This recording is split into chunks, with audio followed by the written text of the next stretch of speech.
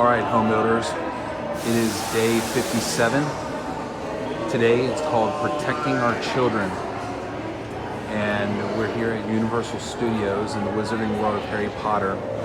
And we're in an area called Knockturn Alley. If you're familiar with the Harry Potter books, Knockturn Alley is kind of an offshoot of Diagon Alley. And it's actually in the middle of the day here, but they purposefully make this place extremely dark. I'm standing in front of the store Borgin and Burkes.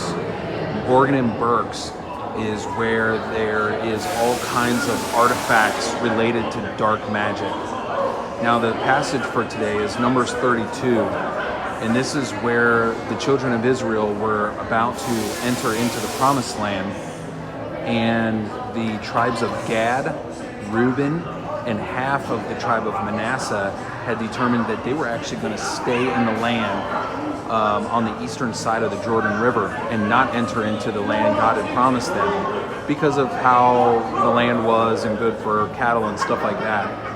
Ultimately, they are permitted to do that, but they are only permitted to do that until after they have actually crossed over the Jordan River with their fighting age men and help the rest of the tribes defeat all of the Canaanite nations that were inside the Promised Land. They did, and when they did that, they put up walled cities and fenced cities, and they made protections for their people east of the Jordan so that they would be protected while they were off and fighting. They were protecting their wives and their children and their feeble. And the parallel that is drawn here by the author is that we need to be doing some very similar things with our children. We need to find the balance between protecting our children, preventing them from evil influences, protecting them from the enemies that would seek to destroy us, and specifically Satan. And also, at some point, we're going to have to cut them loose. We're going to have to turn them loose, after we've trained them and prepare them. But we need to find the balance and the line between that. Some say what does not kill us only makes us stronger, and that may be true. But when it comes to spiritual matters, there is definitely a line that needs to be drawn, where as parents, we need to keep them protected from those evil influences.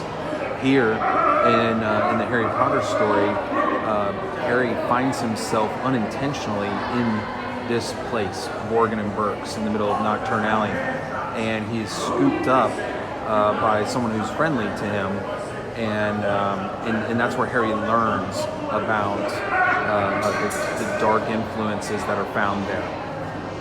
There's a reason why it would be not desirable for him to go there, or why his friends would not even been allowed to go there, because it's not a place for a child.